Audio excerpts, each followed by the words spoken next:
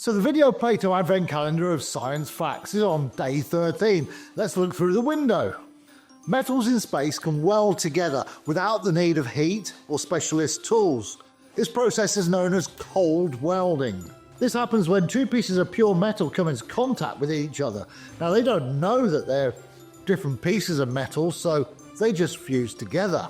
This doesn't really happen on Earth because metals tend to oxidize on their surfaces and have impurities there. But in space, metals such as aluminium and titanium are particularly receptive to cold welding because they don't oxidize easily at all.